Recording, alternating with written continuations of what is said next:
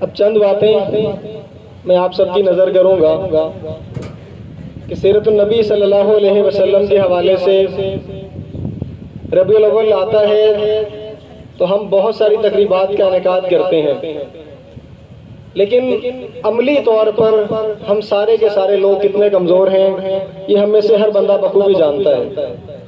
آج کی اس پوری تقریب میں 2 گھنٹے 3 گھنٹے ہم جتنی دیر بھی بیٹھے، یقیناً رسول اللہ کی زندگی کے مختلف پہلوؤں کا احاطہ کرنے کی کوشش کی گئی۔ میری گزارش یہ ہے کہ ہم رسول اللہ کی زندگی کو عملی زندگی میں لانے کی کوشش کریں۔ یہ پوری کائنات اللہ نے ایمان والوں کے لیے بنائی ہے۔ قرآن میں اللہ کہتا ہے انتم الاعلون ان کنتم مؤمنین، تم ہی سر بلند رہو گے اگر تم سچے مومن ہو۔ سیرت النبی یقیناً ہم میں سے جو بھی بندہ رسول اللہ کی زندگی کو اپنانے کی کوشش کرے گا اللہ اس کو اس کائنات میں چمکائے گا۔ میں 2-4 باتیں آپ کے سامنے رکھوں گا۔ ایک صحابی ہیں عبداللہ ابن ام مکتوم، سب سے زیادہ اس کائنات میں جس نے محبت کا حق ادا کیا ہے نبی صلی اللہ علیہ وسلم سے وہ صحابہ ہیں۔ صحابہ ہم سے ہر اعتبار سے اوپر تھے۔ سب سے پہلے علم کے اعتبار سے صحابہ جیسا کوئی نہیں۔ اللہ کی قسم ہم میں سے کوئی دعویٰ نہیں کر سکتا کہ ہم میں سے کسی کے پاس معاذ اللہ حضرت علی جتنا علم ہوگا۔ دوسرے نمبر پہ محبت، رسول اللہ سے جیسی محبت ان صحابہ نے کر کے دکھائی، ہم قیامت تک بھی زور لگائیں ہم وہاں نہیں پہنچ سکتے۔ اور تیسرا نمبر یہ ہے کہ وہ محبت کو عملی جامہ پہنانے میں جس قدر صحابہ آگے تھے ہم وہاں تک نہیں پہنچ سکتے۔ اب صحابہ میں عبداللہ ابن ام مکتوم کا میں نے نام لیا، یہ قصہ فرسٹ ایئر والے بچوں کے سامنے میں نے سنایا بھی تھا۔ عبداللہ ابن ام مکتوم رضی اللہ تعالیٰ عنہ نابینا صحابی ہیں۔ یہ رسول اللہ کے مجلس میں تشریف لائے اور انہوں نے آ کے رخصت مانگی۔ رخصت کس چیز کی؟ کہا یا رسول اللہ میں نابینا ہوں۔ انہوں نے 5 اور ایک روایت کے مطابق 7 عذر پیش کیے۔ کس چیز کے؟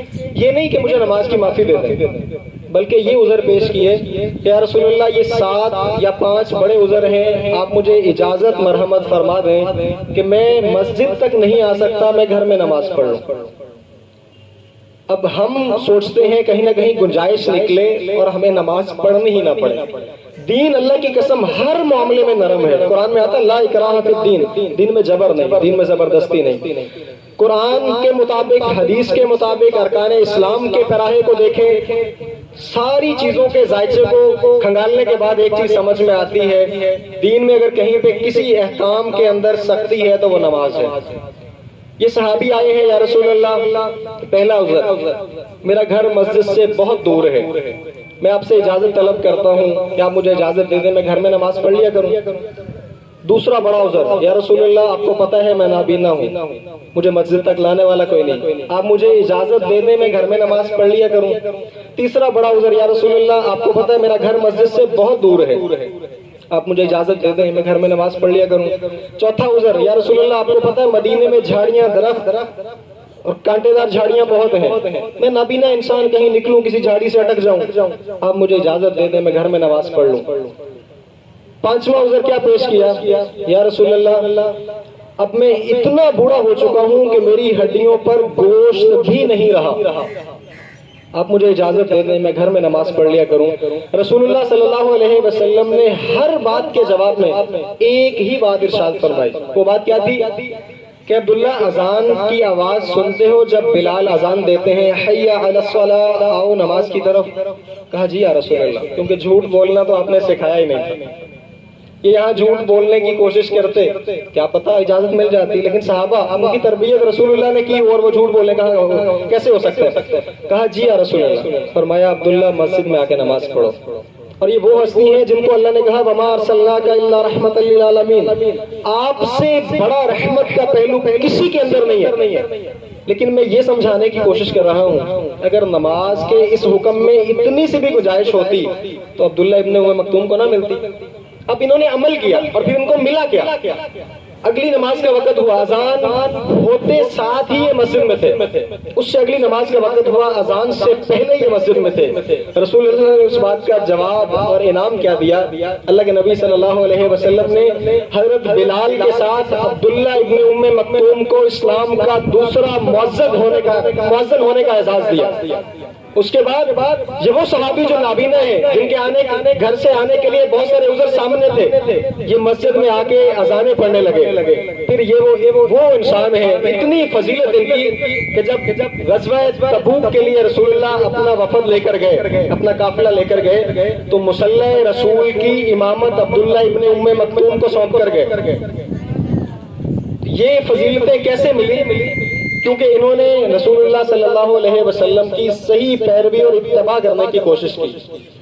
آج ضرورت اس امر کی ہے، ہم ہر کام کر لیتے ہیں، ہم نعرے لگانے میں سب سے آگے، ہم چراغاں کرنے میں سب سے آگے، ہم خرچے کرنے میں سب سے آگے، لیکن معذرت کے ساتھ ہم عملی طور پر رسول اللہ کی زندگی کو اپنانے کے لیے تیار نہیں ہیں۔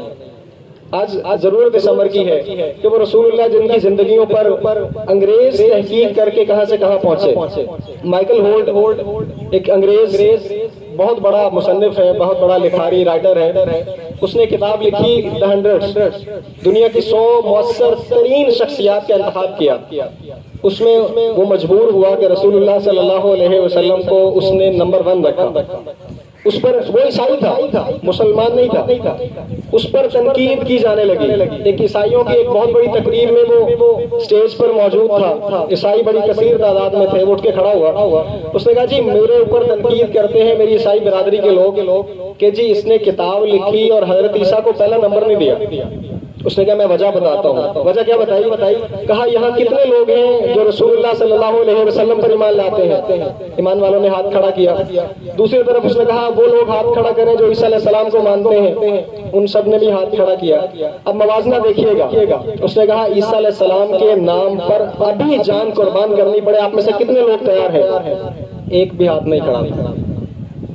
اور جب اس نے دوسری اناؤنسمنٹ کی کہ مسلمان اپنے نبی پر قربان ہونے کے لیے ابھی تیار ہے، اللہ کی قسم ہاتھ نہیں کھڑے ہوئے، سارے اٹھ کے کھڑے ہو گئے۔ اس نے کہا دیٹ از دا پوائنٹ، یہ وہ نقطہ ہے جس کی وجہ سے میں نے ان کو نمبر 1 رکھا ہے کہ ان کے کائنات سے 1400 سال 1450 سال ان کو گزرے ہوئے ہو گئے، ان کے فالوور سب سے زیادہ، ان کو ماننے والے آج بھی موجود ہیں، اور وہ جان نچھاور کرنے پر آخر میں یہی کہنا چاہوں گا کہ ہم سیرت النبی کے اس عنوان سے اپنی زندگیوں کو روشن کرنے کی کوشش کریں۔ اور نبی صلی اللہ علیہ وسلم نے ارشاد فرمایا میری آنکھوں کی ٹھنڈک نماز میں ہے، ہر چیز کی گنجائش ہے، خدا ہم نماز کی پابندی کریں، کوشش کریں گے انشاءاللہ۔ اللہ رب العزت ہمیں عمل کی توفیق عطا فرمائے۔ اللهم لك الحمد كما ينبغي لجلال وجهك وعظيم سلطانك، اللهم صل على سيدنا ومولانا محمد وعلى آل سيدنا ومولانا محمد وبارك وسلم عليه۔ ربنا آتنا في الدنيا حسنة وفي الآخرة حسنة وقنا عذاب النار۔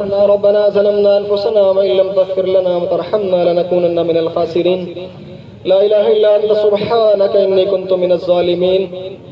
ربنا لا تزغ قلوبنا بعد إذ هديتنا وهب لنا من لدنك رحمة إنك أنت الوهاب۔ اللهم اغفر وارحم وأنت خير الراحمين۔ اللهم اغفر للمؤمنين والمؤمنات والمسلمين والمسلمات۔ اللهم اغفر وارحم وأنت خير الراحمين۔ اللهم ارحم لأمة محمد، اللهم اغفر لأمة محمد، اللهم اهدي لأمة محمد۔